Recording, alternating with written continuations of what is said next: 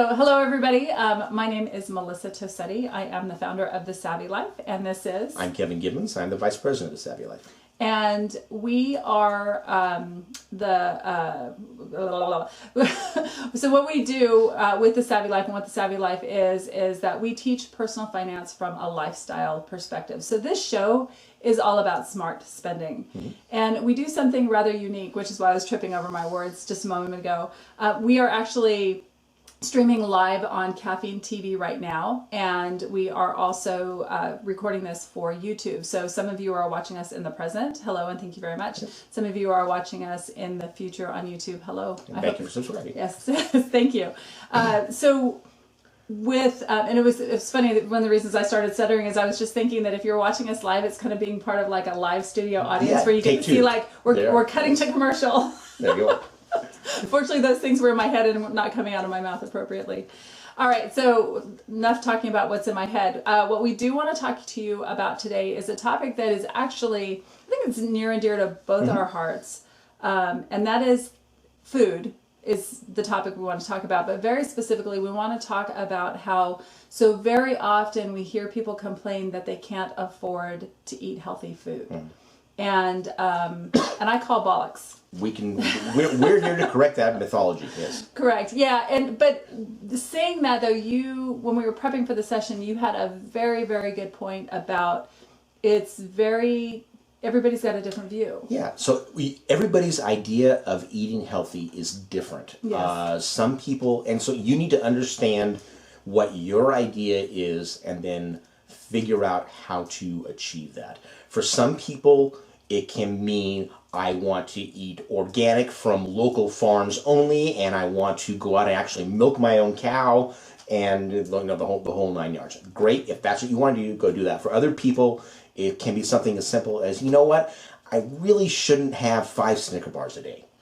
And okay, great. Now we'll go ahead and fix that. So it really is dependent upon yourself, right? So I think that's one of the key things, again, is what does eating healthy mean to you? What we're going to talk about today is what eating healthy largely means to Melissa and myself. And so we have fairly middle of the road guidelines. I think that Melissa's a little bit more committed than I am in some respects on that. So it'll be interesting to have a good discussion about that. It's funny.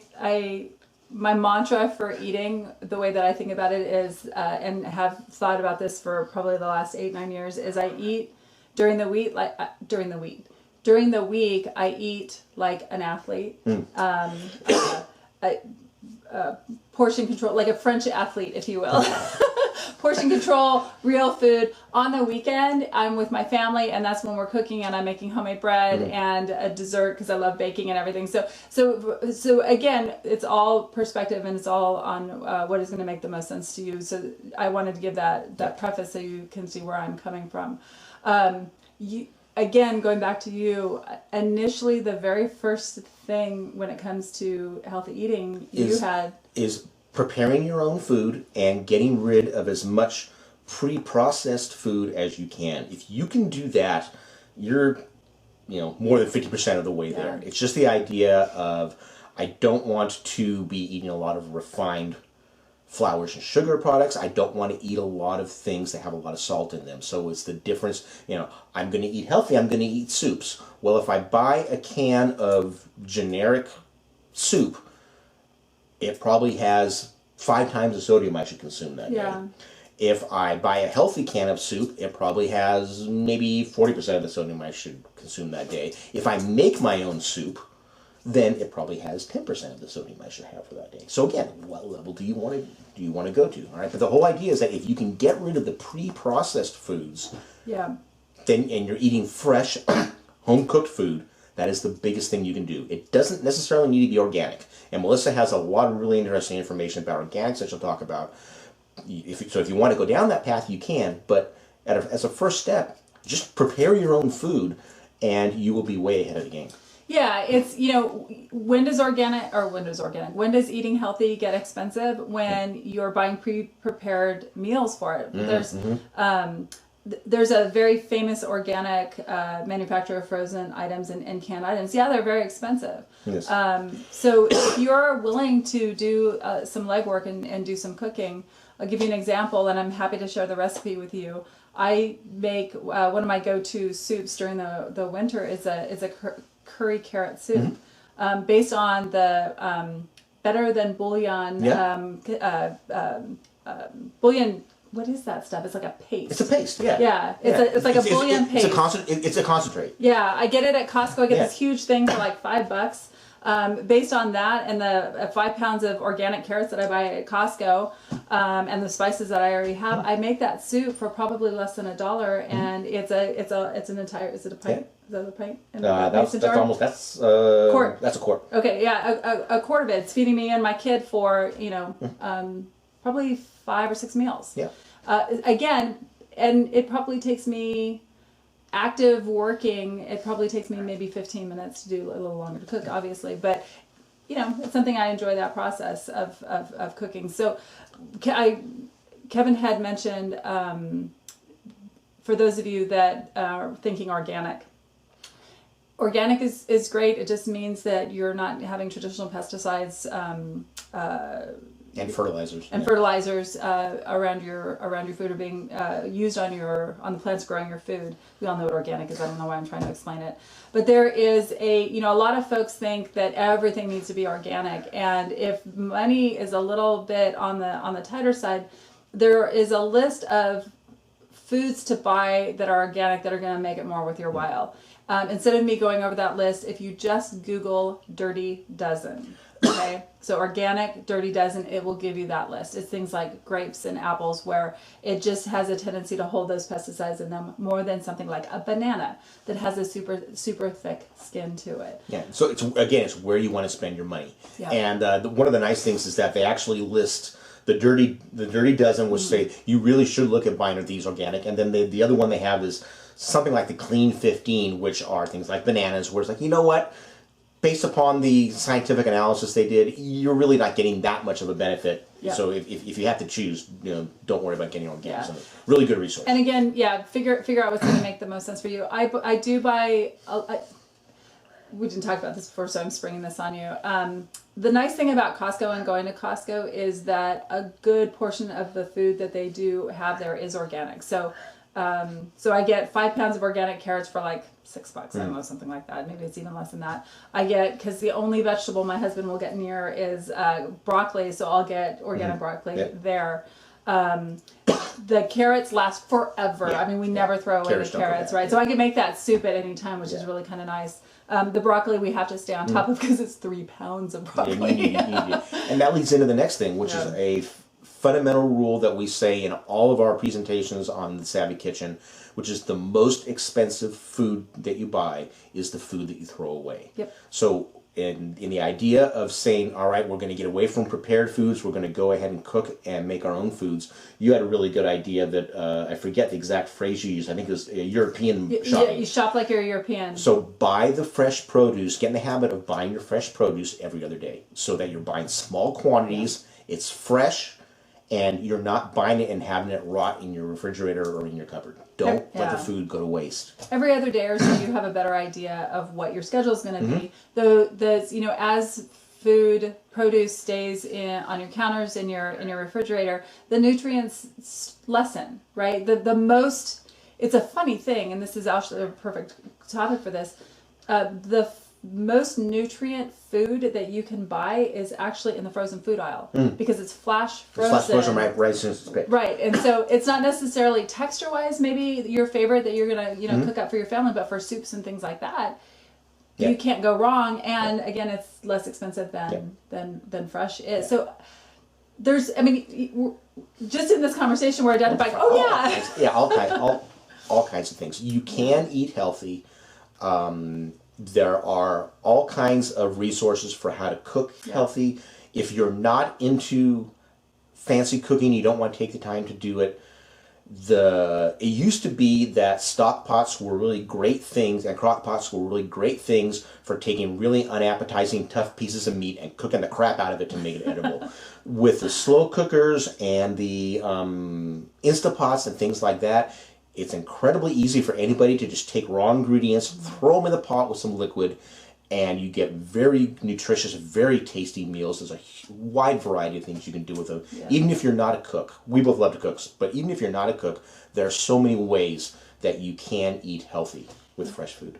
With what Kevin's saying, get away from the idea of thinking about cooking and think more along the lines of assembling your food. Yes. Okay, and then it just becomes, I do this, this, and this. Yeah. And there are plenty of recipes out there for that.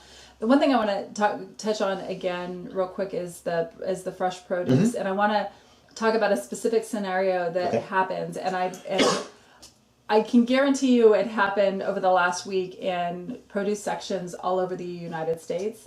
And that is, okay, I'm going to start eating healthy, and so I'm going to get all this produce, right? And we go nuts. And also, if you like produce, it all looks so good. Going to the farmer's market for some people is like going to a candy store. Oh, yeah. I have to pull my wife back because she will buy it.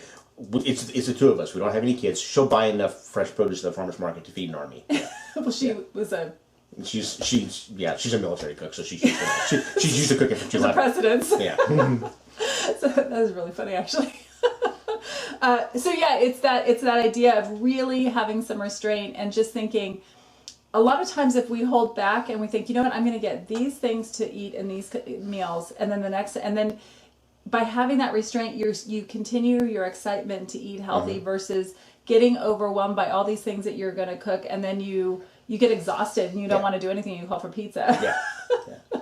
On the flip side, if you don't have time to shop and you want to be adventurous, there are organizations out there that you can sign up for, and every week, every 2 weeks, I don't think they do broader time frames than that, they will give you a box of produce. And what they are is a lot of these happen in kind of suburban areas or areas on the outskirts of major urban areas where there are local farms, and the local farms will prepare a box for you. It's a subscription, and they'll prepare a box for you of food that's in season, and they'll give you, here are all the vegetables that are in season, and here are some recipes on how to cook them. So if you're adventurous and you want to try new things, it's a way to do that.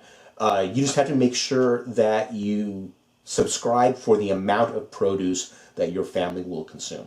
Because again, the most expensive food is the food that you throw away. Yeah, and they'll in advance what it is that they're going to be planting, what it is that you're going to be consuming. So you can just pick which farmer that you want to sign up with. Yeah. So that process, it's called a CSA, and you look that up.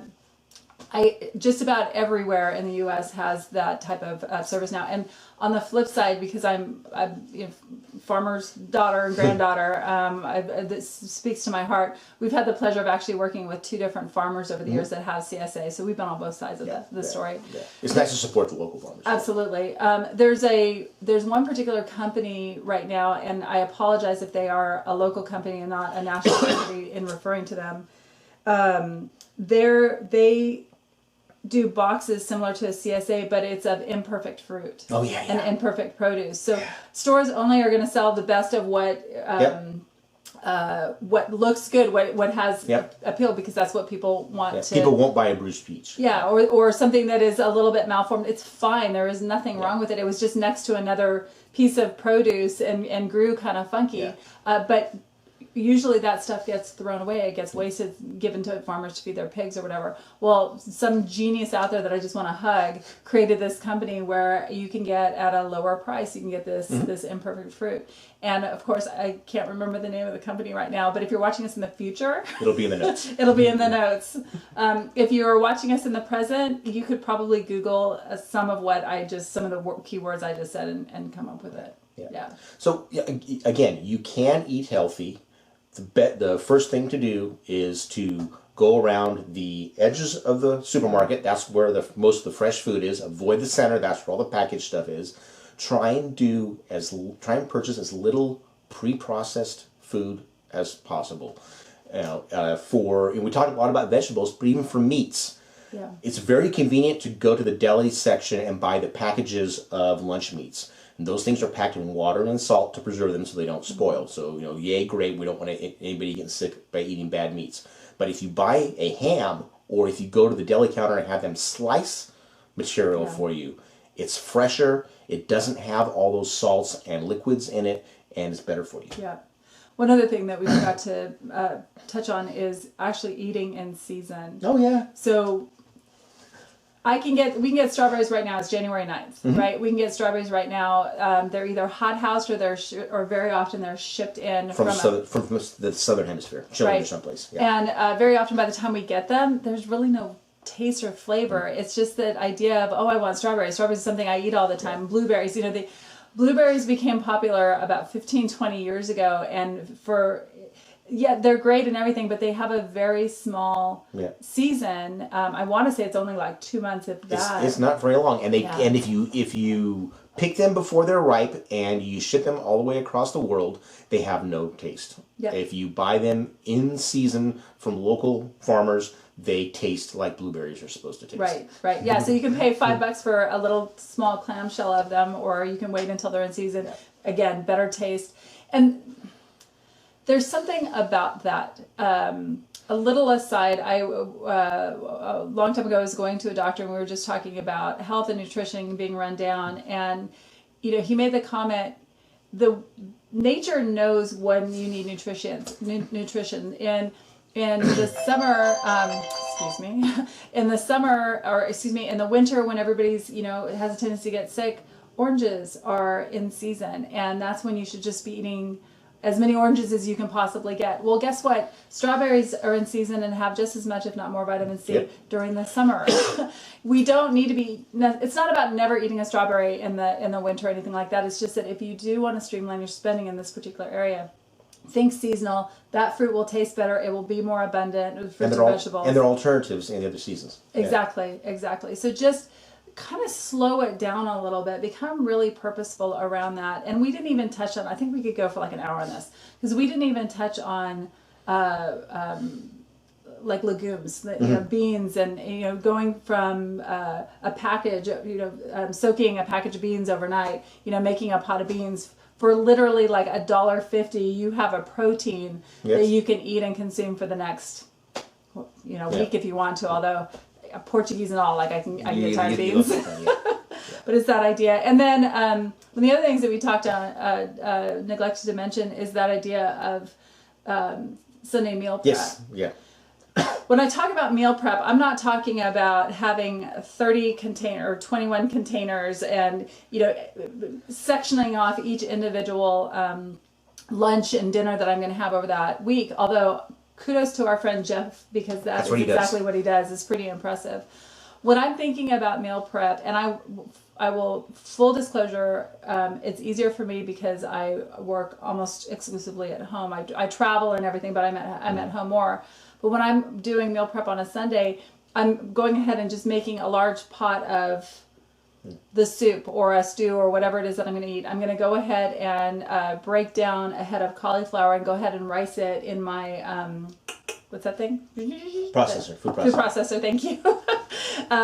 And so I don't have to chop it on a Tuesday night when I just did a speaking engagement and I'm exhausted, but I want to eat healthy, but I'm tired, and so I'm going to eat popcorn and drink beer instead. Right? And so it's that meal prep does not have to be exhausting. It's just like, can you set aside one or two things and get them prepped ahead of time? Some shortcuts to make life a little bit easier for you during the week. And it is very easy to take the time on a Sunday and do the cooking so that you have enough food for 2 or 3 meals during the week. But bonus on that, make sure that you're not starting that meal prep at 6 o'clock at night. No. Unless you're a night person. This is something I actually have at 12 o'clock is when I'm like, okay, getting in the kitchen. Because then I'm enjoying it and I'm having fun. And that is the other thing that is incredibly important. The more you can figure out how to spin it versus it feeling like punishment, go every other day to the grocery store. If you can figure out how to enjoy that process and really selecting your food, that meal prep, figure out how to, my husband's got a great system. He takes his little wireless speaker into the kitchen and we know exactly what he's listening to. Yep. His music's blaring and he's in there and he's having a fantastic time. So whatever you can do to make it fun, make it fun. I mean, I say that about anything, really. Get as many people involved as you can. It's one of the things that I always will earlier I said that my wife cooks for the military, and she does. She actually instructs cooking. She teaches Coast Guardsmen and women how to be cooks for the Coast Guard. And she did that for 23 years in the Coast Guard. Now she consults and does it again. I do all the cooking at home. She can cook for 200. She admits that she cannot cook for two. But I will still drag her out of her office when I'm cooking and say, sit down by the kitchen counter. I don't care if you help me or not. Keep me company. And so do what you can to make it a family thing so that it's fun. You know, I love cooking, so would I do it if she wasn't there? Yeah, but having her there, it's nice. Yeah. Oh, we sous chef. Paul and I sous chef for each other on the weekends. Though, again, always full disclosure. That includes a couple Guinnesses, and just relax. It is for us. That is such a coveted family time. That meal on the weekend that we're making in the evening, not the healthiest meal.